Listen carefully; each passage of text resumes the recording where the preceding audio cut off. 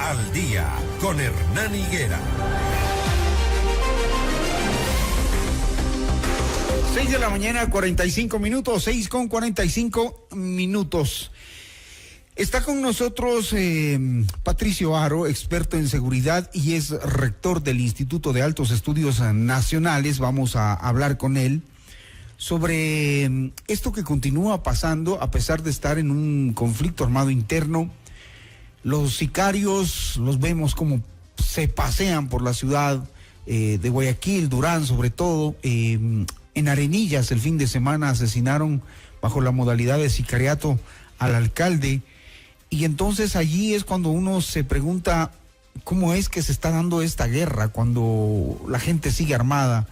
Coronel Haro, muy buenos días. Si usted nos ayuda, por favor, a analizar o cómo debemos analizar esta situación. La delincuencia nos desborda incluso con policías, con militares. ¿Qué es lo que está pasando? ¿Cómo entendemos esto?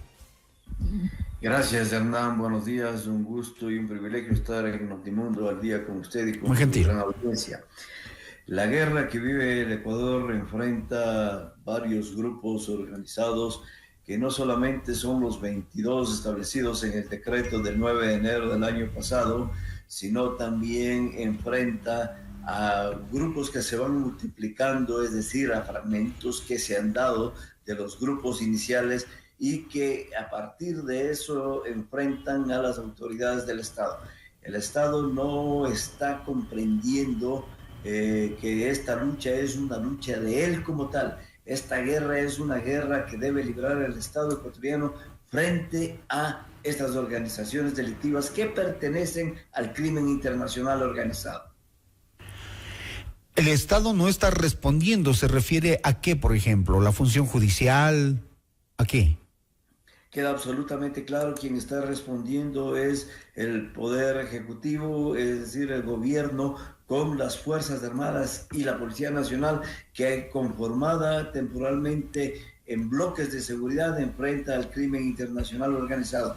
Pero la justicia, por ejemplo, que es fundamental, simplemente no está atendiendo las necesidades del Estado para poder combatir firmemente a este crimen internacional organizado. La justicia vemos que, y esa es la queja permanente de quienes conforman los bloques de seguridad, tanto de Fuerzas Armadas cuanto de Policía Nacional, que los jueces liberan en flagrancia a delincuentes, miembros de estas organizaciones del crimen internacional organizado, que conducen parte de esta guerra, los liberan simplemente por dos razones, o porque son amenazados o porque existe dinero de por medio. Entonces la justicia no está haciendo lo suficiente como parte del Estado ecuatoriano.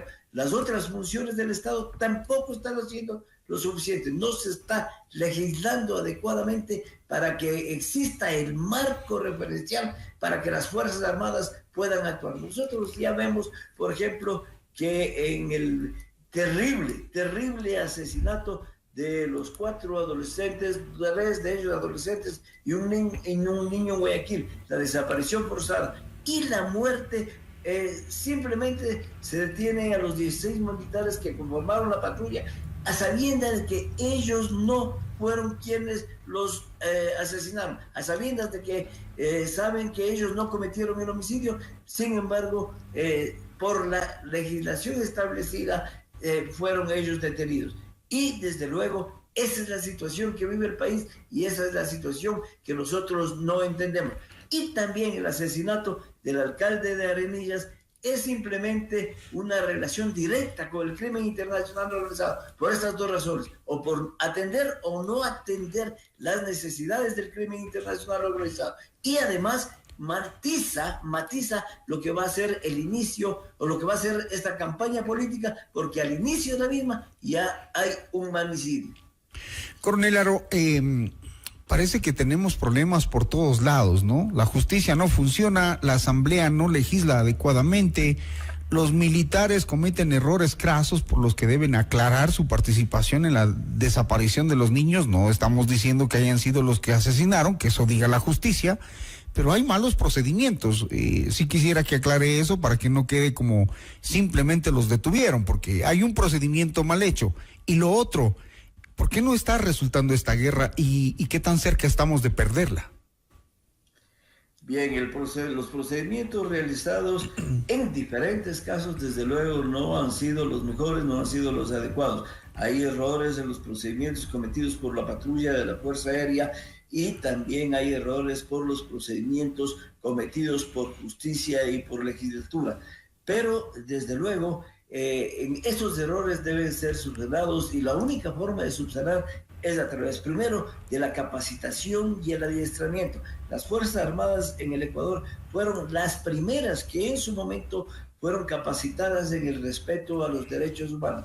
Pero desde luego también nosotros debemos estar entendiendo que legislado el Ecuador este momento en una guerra interna por el derecho internacional humanitario, es el derecho internacional humanitario el que rige. Sin embargo, está haciendo la justicia, está haciendo el Código Integral Penal el que constituye el marco legal referencial para la actuación de las fuerzas en conflicto. Entonces, eso es lo que hay que entender. O estamos legislados por el crimen, por el derecho internacional humanitario que juzga a través de la Corte Penal Internacional estos crímenes de guerra, o simplemente estamos juzgados por el COI dentro de un marco más pequeño que sería establecido dentro de la justicia ecuatoriana. Por lo tanto, estas actitudes, si bien es cierto, podría estar disminuyendo el porcentaje de víctimas por cada 100.000 habitantes, es decir, los índices de violencia pueden haber estado disminuyendo. Los blancos han caracterizado cierta violencia inusitada que se está dando en el país. Una familia asesinada, entran al departamento de una familia y les matan a 5 personas. Este fin de semana. Un alcalde en un cantón fronterizo con el Perú, asesinado vilmente. O la acción contra estos niños de la forma más atroz, que todos los ecuatorianos, primero que nos duele y condenamos radicalmente esta acción, sea de quien sea, que como usted dice, la justicia es la que debe determinar, es lo que está dando una mayor característica de esa violencia radical y brutal que se está dando en el país. Las Fuerzas Armadas tienen la obligación posiblemente de retomar o de reubicar una nueva estrategia para conducir esta guerra que parecería se está perdiendo. Parecería se estar perdiendo, dice usted, a pesar de los 330.472 operaciones militares hechas en todo el territorio nacional, empleando alrededor de 30.500 efectivos. ¿Usted cree que hay inteligencia, identificación de dónde están las bandas criminales, de dónde guardan su arsenal, cómo se dotan de semejante cantidad de armas con las que los vemos actuar? Porque queda registrado en videos, ¿no? Y no es cualquier cosa esto ya. Sí, en efecto, las operaciones militares, los resultados que se están obteniendo caracterizan la acción de las Fuerzas Armadas y del gobierno nacional. Insisto, quiero diferenciar aquí la acción del Estado ecuatoriano y del gobierno frente al crimen internacional organizado. Las acciones del gobierno a través de las Fuerzas Armadas y de la Policía Nacional han sido numerosas, con resultados numerosos también. Sin embargo, la capacidad del crimen internacional organizado es mayor, pues vemos nosotros claramente que no son asaltos que se pegan, que un delincuente le pone el brazo a una persona para quitarle el celular.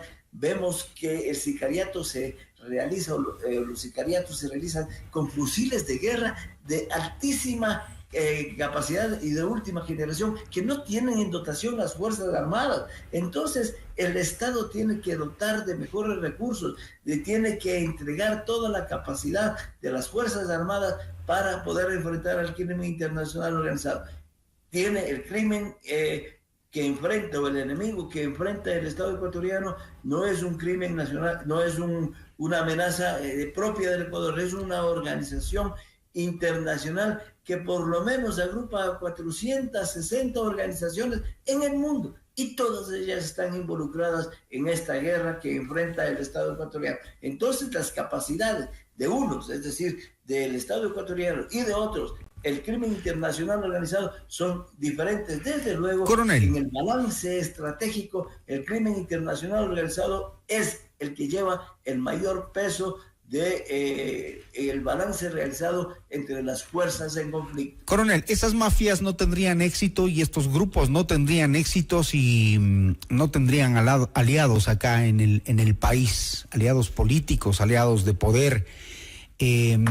¿Por qué no se logra detener a los grandes cabecillas de estos carteles, de estas mafias que están usando el Ecuador? Y lo otro, ¿por qué no se militarizan los puertos, que es por donde sale la droga y por donde hacen negocios? Esa es como una pregunta recurrente que nos queda flotando y diríamos, ¿acaso eso no frenaría el negocio de estos grupos delictivos? Los grandes cabecillas de la droga no se encuentran en el país. Los grandes cabecillas de la droga están en países como México, por ejemplo, de donde se destacan las fuerzas y de donde se contratan las fuerzas. Están en Colombia, en donde se produce la gran cantidad de cocaína. Están en el Perú, donde también las organizaciones criminales tienen la producción y el refinamiento de cocaína especialmente. Desde Colombia y Perú llegan y transitan hacia el Ecuador, desde luego, a través de fronteras permeables. Sin embargo, ese es el sentido de un redireccionamiento de la estrategia que dije hace un momento. Las Fuerzas Armadas potencialmente podrían o deberían volver a una protección de fronteras para evitar el ingreso de esos enormes cargamentos de cocaína que se permean por las fronteras, y en la frontera son utilizados los recursos nacionales. Allí los carteles criollos reciben los grandes cargamentos de cocaína y los trasladan hacia los puertos. Entonces aquí vemos una trama internacional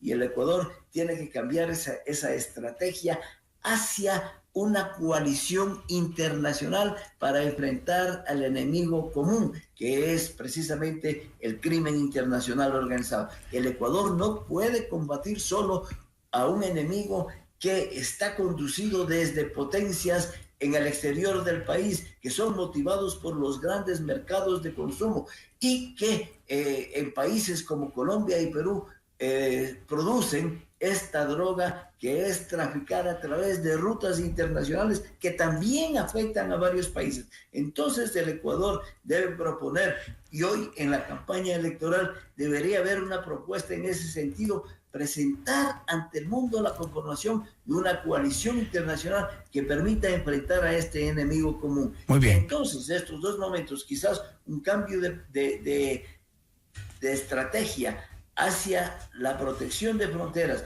y la conformación de una coalición internacional. Vemos nosotros que en el mundo grandes potencias ha propuesto... Podría funcionar, ¿no? En su inicio del nuevo gobierno conformará una coalición internacional, Coronel, para derrotar al socialismo o al comunismo.